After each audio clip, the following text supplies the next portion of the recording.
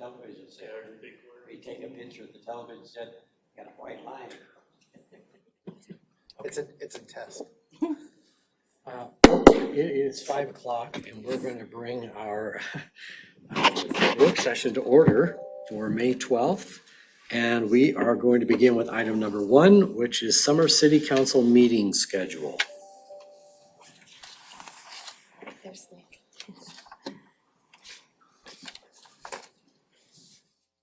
Hello.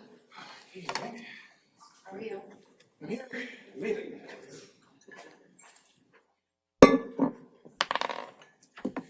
Hey, all right. Good evening, everybody. We are going to have 2 topics for the work session tonight. Is that better? Cliff, is that better? Is that better for you? We turn the light off. All right. We have 2 topics tonight. The first one we're going to talk about is the summer city council meeting schedule. And then the second topic, Jenny Coffin is going to give us a presentation on city-owned property that we've been discussing disposing of recently that we no longer have a need for. So I am going to start off tonight. I've had a conversation with most of you about having some sort of reduced city council meetings in the summer months. I think I had mentioned to you that the city of Grimes tested this out last summer and it worked out really well for them. I think why this could be of something of interest for the council is traditionally we've not had long council meetings in the months of June, July, August. A lot of that is due to our development schedule. Most development-related items typically go through the process earlier in the year or later in the calendar year. And then also we have had some council members missing for some of those summer council meetings in previous years. Some of this is because you may be busy traveling, you're on family vacation, whatever it is. So I wanted to take a moment tonight to kind of go through the last couple of years and talk about if there's interest from the council in trying to hold 1 council meeting a month for the months of June, July, and August. I think that this recommendation would go along with if we do have business items we would need to meet. So it wouldn't just be an automatic cancel 1 council meeting a month. It would be if we needed to meet, we would continue to meet. So just historically speaking, I asked Jenny to assist me in pulling some information for the calendar years, 2022, 23, 24. You can kind of see based off of those meetings, we have had shorter meetings in the months of June, July, and August. Our meetings have ranged from anywhere from 11 minutes to 1 hour and 24 minutes would be our longest meeting we had. That was actually last summer. But I will open this up for discussion from the council to see if there's any interest in trying this out this summer. Nick? I am a-okay with this as long as it doesn't interfere with our ability to get the bills paid and get signed off on. Yeah, I'm fine with dropping to 1 meeting. Jeff? If I agree. Jeff? I agree with it too. Rob?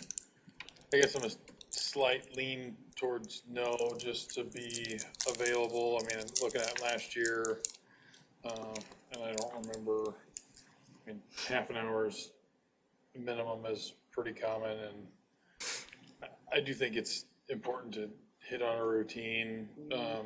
If we wanted to go this route, I mean, maybe looking at by month what that, June, July, or August projects out at.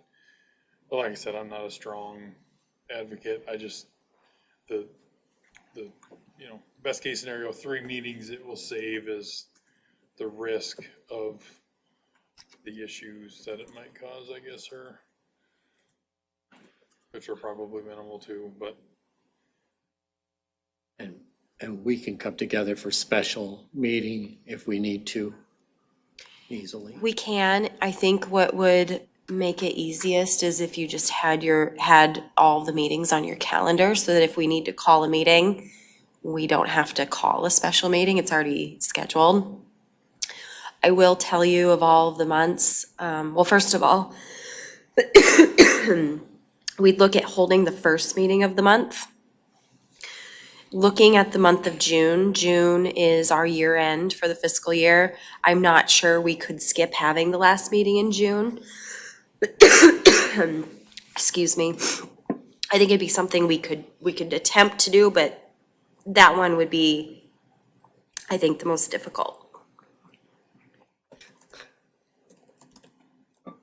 Sorry. Doesn't that just contradict what we just talked about, skipping the second meeting, June, July, and August? So with the exception of June, we would have normal. Feel so bad for you. Possibly. We might have a meeting in June. Okay. It'd be questionable. Does it make more sense to cancel the first one if we're going to do it? Most of our schedule is going to be dependent on development review. We talked about this as city staff. So you have items that go to planning and zoning. They're typically not ready for the following council meeting. So we thought that it would actually be best to hold the first meeting of the month.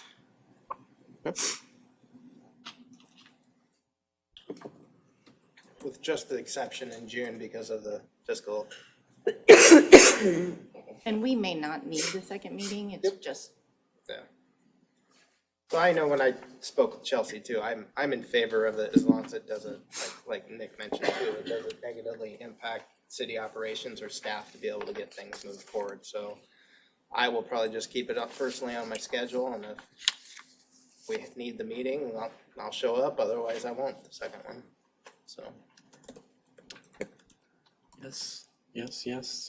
And Rob was kind of, okay. We'll push them the other way. So I guess, what do you need from us then? I think that's good. Oh, okay. Well, that's easy. Okay, all right, to be continued. and I would send a cancellation notice prior to that second meeting, so you guys aren't like wondering. You'll get communication from staff one way or the other. So you would say, like when I normally send out the agenda the Friday before the meeting, instead of getting the agenda, I would state, due to lack of topics, we're canceling this meeting. Then that way everybody's on the same page. So I guess I have an additional couple questions. This is the first time our city has attempted this, right? Correct. This- We do it with planning and zoning committee and parks, but not with city council. Is there any additional communication we need to do to the general public for those that would think we would continue to have 2 meetings a month, that we need to get in front of it, just say, hey, or any thought around that? I think it would be best if the council took action. Excuse me. And you formally canceled the meeting at the meeting before.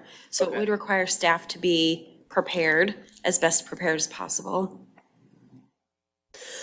But that would be that is how the city of Grimes has handled it, so that's what I think we would do. We could try that approach. And I'm only talking to try to prevent her from talking, but we No, could, that's fine. we could have it on the agenda, the first agenda, similar to what I do for the December meeting where we cancel that. I always put it in front of you guys prior to, so it says, hey, you're gonna cancel this meeting. Now, we could still call a meeting if needed, like something came up, but. It's nice that that rationale is directed at somebody other than me for a change. Oh. So you're not looking for a policy to forego the second meeting in June, July, and August. If we're going to do this, it would take the, likely maybe first opportunity is July of this year. We would cancel the second meeting in July. and Correct. the first meeting in July.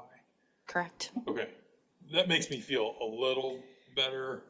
And it could be June. We don't know yet. Yeah, I guess since you brought up if there's anything that we have consistently posted in the last meeting of the fiscal year and changing that cadence, that would be rationale enough for me to keep it. Again, perception is reality on some of how we approach the public here, and that's, not great or not always true, but that's what I'm trying to be super sensitive to. Make sure that people don't perceive we're just on vacation or summer break or Or, something. you know, it's like, you know, voting for a pay raise by the people who are, you know what I mean? Like that's making your job easier, that kind of thing. So, Yep. And once you guys, if you formally cancel it, then I would put it on the calendar as no meeting. We could share it on Facebook, no meeting, and then we would also put a note on the door, just in case somebody missed the communication and showed up to the meeting, that the meeting had formally been canceled. So hopefully we can cover all of our bases. yeah. Okay. We good? Yeah, I think, mercifully, Jenny is leading the next topic. She is. So you can have a break. Item number 2, discuss city-owned unbuildable parcels. So Mayor and Council, staff's been working to identify any city-owned property that's not usable for the city any longer. I'm gonna review the parcels with you. It's just a handful, and it's all alleys. Basically, it would be our recommendation to dispose of these. So with your approval, staff would then work with the abutting property owners to get it completed. And Chelsea and I have talked, it's not our intent to make any money on this. We would just want to get the tax rolls updated. That's kind of why we want to accomplish it. And then the plan would be to just have the abutting property owner that would take possession of these parcels to cover the cost of completing the paperwork associated with any title transfer. So you'll see I have a list here. I'll just go through and show you a map of each property. So right here in the middle, this red piece under where it says BB's Addition is an alley the city owns. You will see that a portion of the alley was already vacated here and a portion of the alley was already vacated here. Somehow that portion remains and the city doesn't actually have access to get to it anyway. So our recommendation would be that, as you can see, this property owner to the west and the east were the ones that took possession. So it would be our recommendation that this property owner here in the middle would take possession of that. And you'll see that this is similar on all the parcels we're going to talk about. So if you have questions, let me know, of course. And I did review all of this with Mike just to make sure there's no infrastructure and with Travis as well. He mentioned at a previous meeting, we have some excess property around the future roundabout at 3rd and North Side, so you'll see that's not on here. For obvious reasons, we may bring that back to you at a later date. The next one is 409 Walnut, and this one's super strange to all of us. So this is a former council member's house, actually. And it says that this portion of, well, we're gonna get to that one next, but this portion up here belongs to the city. However, this portion here in the top or the northern part belongs to this family. So again, our proposal would be this family would take this piece, so it's all one unified shape. And then on the very next slide, you will see that this one says it was vacated, but it does not appear that the property, the paperwork was ever finalized. So the deed still belongs to the city, but the intent was for it to belong to this property owner here in the middle. Because quite frankly, their house wouldn't be of code if that's the case. And then 314 Broadway is gonna be similar to the one we looked at on Church Street.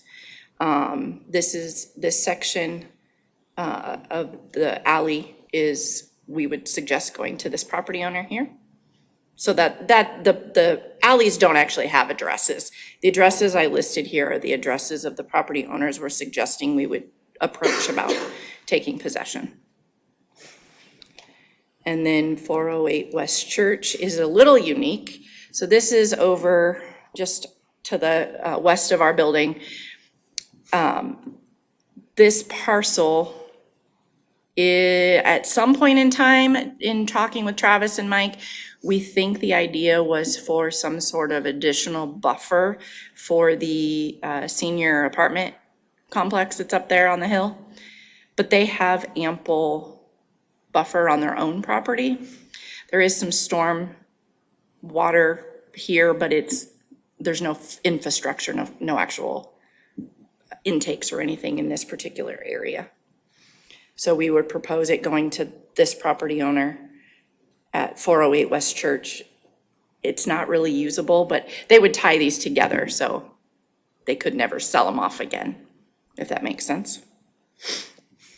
And then 101 Walker, this is the other side of that 314 Broadway I showed you, where we would dispose of this. So we don't have the middle piece. It belongs to this property owner over here. So we would disperse of that to this property owner. And then the last one is the Sheldall alleys, is what I'm calling them. So everybody knows where Susie Sheldall's property is.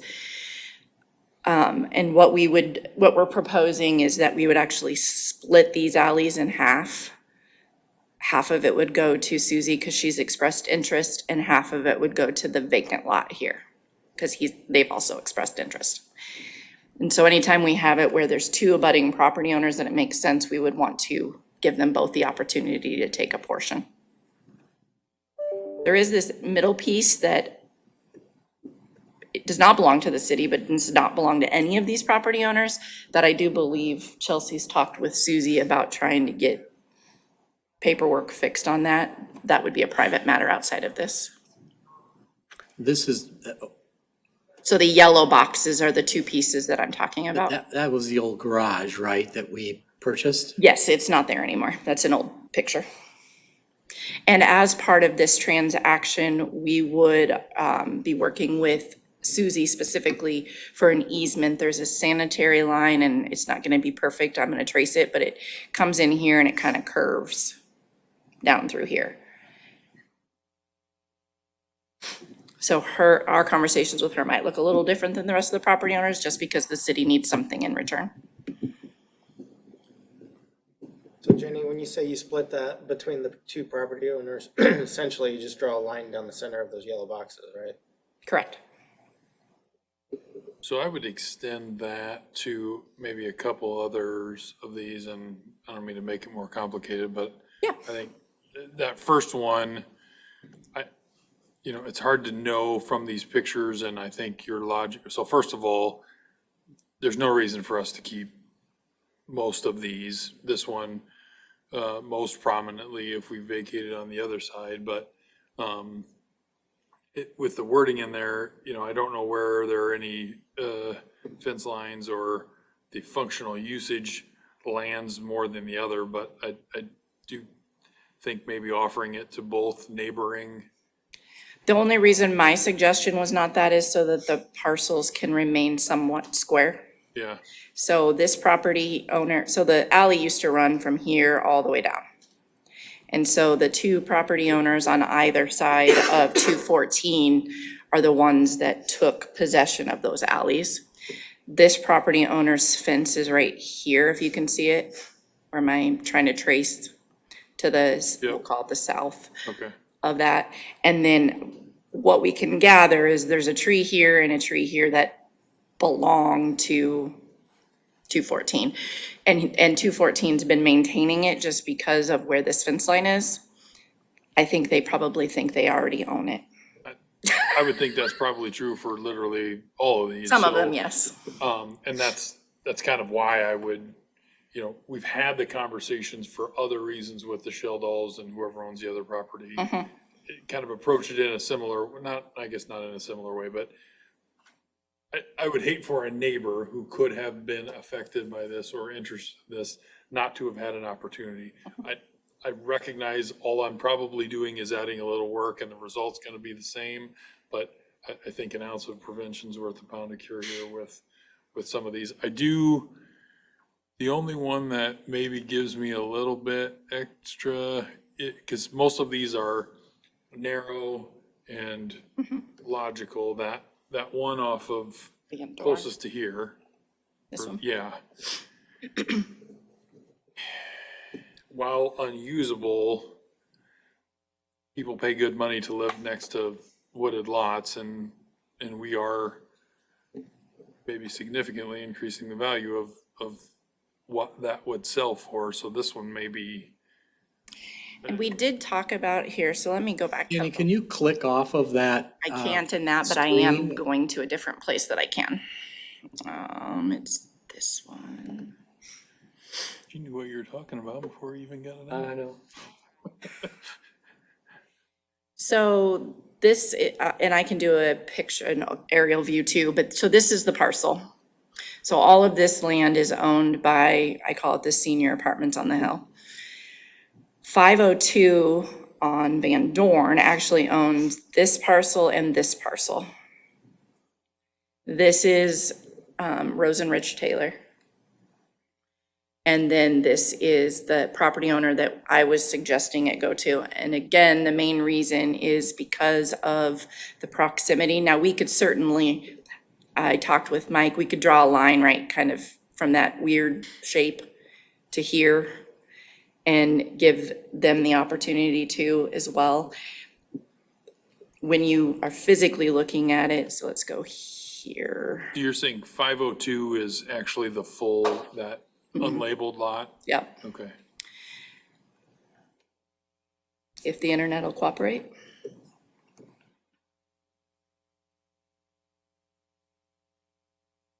Isn't that a pretty picture? Let's try that again.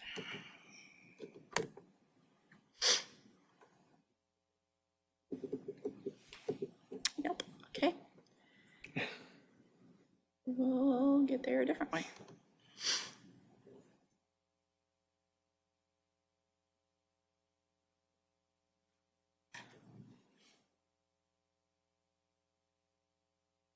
Maybe.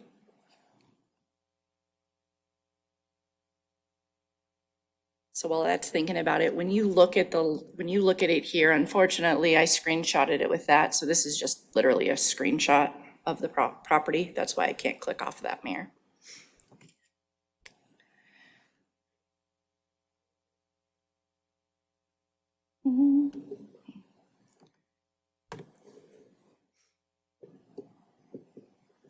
Now I'll consider plugging into the internet up here too.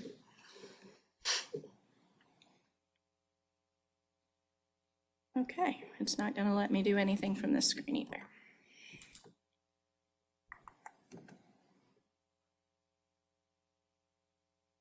Don't know why it won't.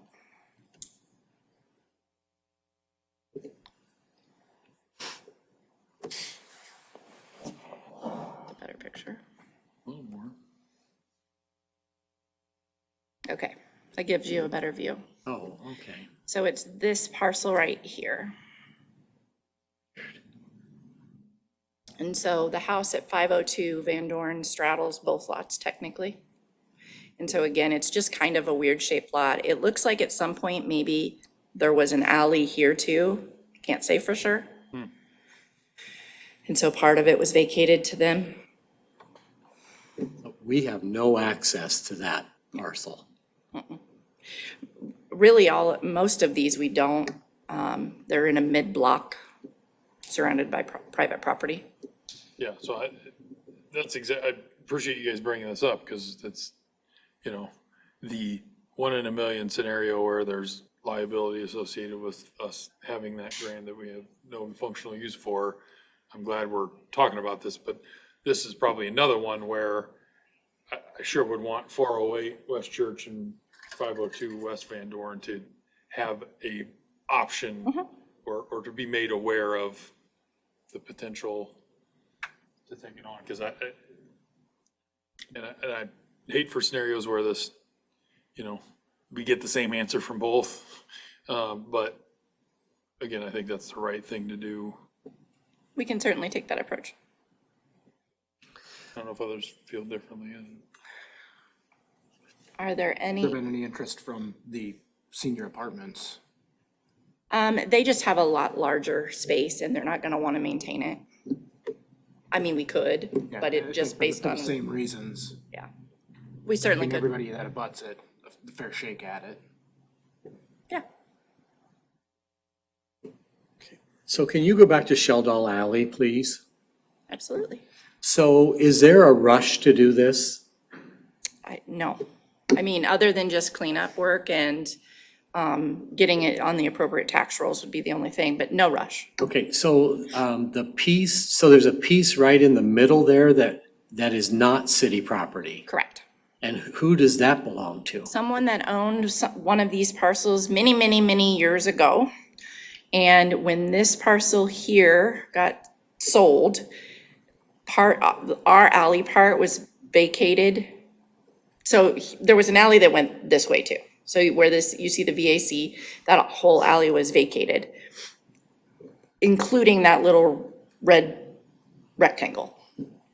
When this person sold, probably like 2 owners ago, I could find, they didn't actually sell that little piece. So former property owner still owns it, more than likely has passed on. No one knows, they probably even still own that little possession. So that's why Susie would be the one that would need to go down that rabbit hole to figure it out, because it would have been missed as part of the title work when she purchased those 2 lots. That's interesting. So, council, I only bring up one thing about that alleyway, and that is, it is on the square. And, we had an alleyway between a couple of buildings that we turned into a pretty nice pocket park. That's a real attraction for downtown. I'm reluctant to sell that. I would be reluctant to sell that alleyway, just because it's on the square and we don't know what the potential could bring for that alleyway in terms of green space or something like that eventually. I would say this northern part would make sense to probably do away with, just because half of the alley Susie already owns, so you'd have no, unless she's willing to do something with it to where we had the full block. But like, the pocket park would be a half block So alley. she owns that top half, is what you're saying already, half of No, that? not the yellow. She owns, so right here where my mouse is, Yes. she owns that.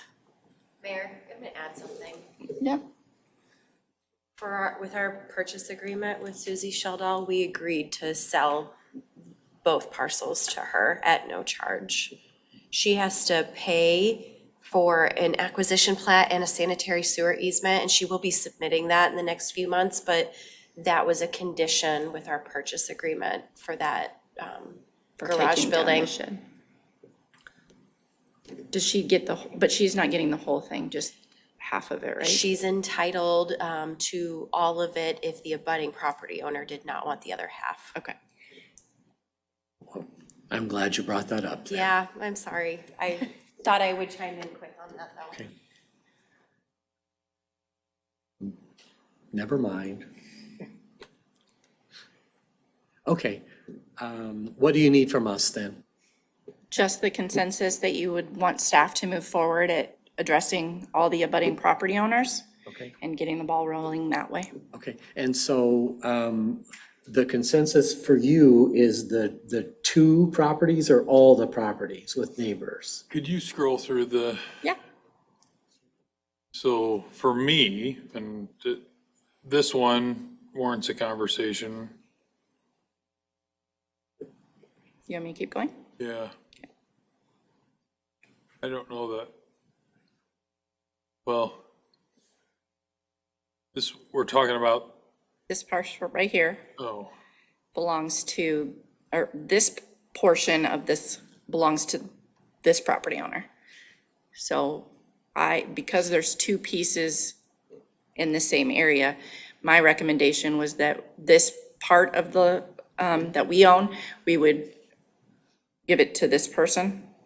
And then on the next slide, it's this section, even though it says it's vacated, it's not officially vacated. yeah, So then this portion we would give to this property owner. that one's pretty obvious, but is the house, is that 401? Is there another house on 313?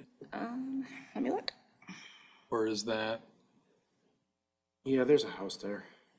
then that one probably, Really? to me, warrants having a conversation with both parties. That, the highlighted section again does not, that, Right. like, I mean, the house is on that.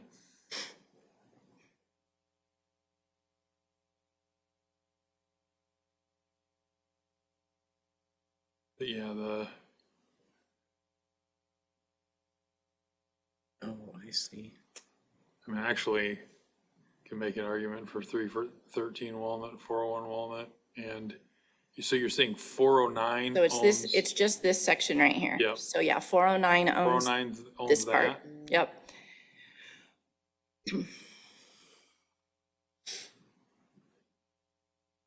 I'd probably talk to all three of them, I guess. 401, 409, and 313. And they're all contiguous, right? So, Yes.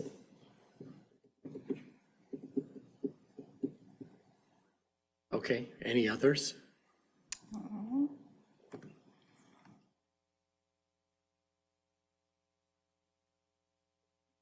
So on this one, this property owner owns this section of the alley. My recommendation was to offer this to this property owner, but we could also offer it to this one. yeah. And then this one is is it this one? It's this one. This one we could offer to both of these property owners. And again, I mean, Steve, even if the example doesn't apply, the logic tracks, in my opinion, because if we had this conversation 10 years ago, the pocket park would have absolutely been included, and it's gonna be impossible to know. Now, most of these are more residential, so the likelihood is significantly less, but, you know, going into this with all relevant eyes open, I think is prudent. I think before you go too far, though, you gotta go look to see how each parcel is being used, and if someone is. Like this one Yeah, has assumed, I mean, you can see that they're using it. yeah, Yeah, that way, if you know, if for some reason that fence, which you can't really tell with aerial photography, is not on the right line. right. And it may not be, I mean, tell me if I'm wrong, right? The lines that are on here are approximations. Correct. Yeah, And so I think Jeff's got a good point. If it's functionally being used by one or the other, again, making this messy, but I'd hate to do this, find out 5 years from now that we opened a can of worms that, I think you gotta prioritize on use, you know. Yeah. Look that direction first, you know, Got a shed on it. yeah, cause you just, yeah. right. So you're saying if both parties are interested and the shed is actually on, you know, on City property. the vacation here, then that answers the Split question. it, yeah, split it so it's, Well, yeah, or if you can split it, yeah, yeah, but if the shed's on one, then that, yep. Yeah, it or would like cause or like this one, the shed's on one half and that fence might be also. That one you might have to kind of figure out, but When we do the title work, we would be able to tell that as well. So that would come in as part of that as well. And you might have some people that have no interest. yeah. It well, I might was be gonna- like, my neighbor's been mowing this all along. I don't want it. how I get them away. Yeah. So do you have any idea what your strategy would be like on 408 West Church if you have multiple parties interested in that? Since we're not looking to, Well, I don't know that we should have a strategy until we hear back on what their interest is, and then we need to hear them out and go from there, right? I mean, that's, I mean, if all three property owners, we would just split it 3 ways. Fair and equitably, similar to what we did with Susie Sheldall, where we said you can have the whole alley if the abutting property owner is not interested. So 408 West Church, you could have this whole space if 602 Van Dorn and 502 Van Dorn aren't interested. When you say have, I know with Susie Sheldall is part of the deal, but with the rest of these Meaning are, they would cover our costs. okay. Yeah, we're not gonna charge them for the land, but we would have them cover our expense. Okay. Can I, Travis? do you have thoughts on how you would divide a parcel like that into 3?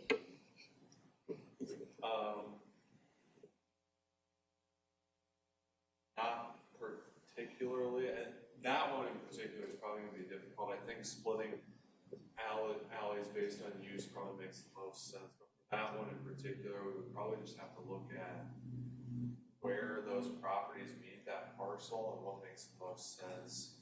I don't know if you can if you're gonna necessarily divide it three ways exactly, but it's probably just gonna have to be a discussion between the interested parties to determine what they view as fair and equitable, and if we get it, within a couple hundredths of everybody, are they okay with that? I That think, would probably be my thought. I think on this one too, since you have a drainage way running through there, historically, we like to keep a drainage way on one property and not split it, so we don't have those kinds of issues. Just And that was a conversation that Travis and Mike and I had, that 502 East Van Dorn specifically has referenced over the years, not recently, but just concerned about stormwater runoff. So, this gives an opportunity of some control there too. But they may also not want that responsibility and be like, no. So that was a part of the conversation we would have to have with 408, that you would then be also potentially assuming the risk with your rear neighbor. So from my vantage point, this one is probably a little bit different. One, because it's the most sizable and really of all of them, seems to me like this is the only one that offers any functional value to anyone that's not already using it. So if we can come to an agreement, great. If we can come to an agreement that includes one best, if it can be agreed to by all parties to split it up, or if one or two don't care. If not, if say all three are interested in and we don't think there's a good way to split it, then at that point, make an offer and we go that route.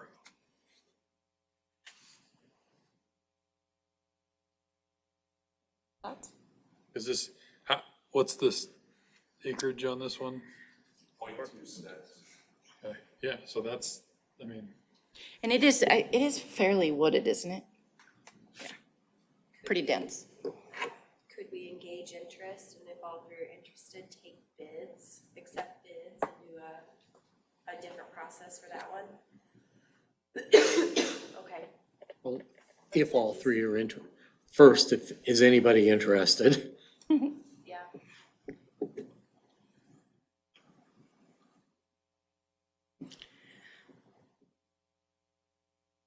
We'll engage them first and see who's interested on that one.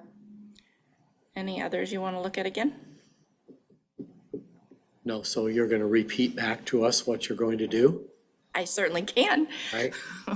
We are going to talk to all abutting property owners of all the parcels, with the exception of Susie's, it's a little different, and gauge interest, and then we'll go from there. And then we officially would bring it back to council for action when we sell it. Correct. So you would see, like, once we have done all of our work with staff has communicated, and we've gotten all the paperwork filed, and we know that they're paying the fees, we would bring it to you for formal disposal. each one individually. Correct. Yeah, I assume from a timeline perspective, this will happen at all different times. Okay. And So- it would be like any other vacation, Yeah, where it's got a hearing. They're probably, I would guess, that the city attorney would want to go the route of an agreement to make sure that the city gets reimbursed, just because of some of the lengthy timelines of these actions. well, so rather than a vacation, wouldn't it just be, could it be easier to do a sale based on expenses incurred for some of these easier ones? To be honest with you, that's probably one of the benefits of an agreement, is you wrap all of it into one and you're approving the agreement versus actually making it. Because then, would that make it easier to do is it then a lot tie for them to absorb it into their?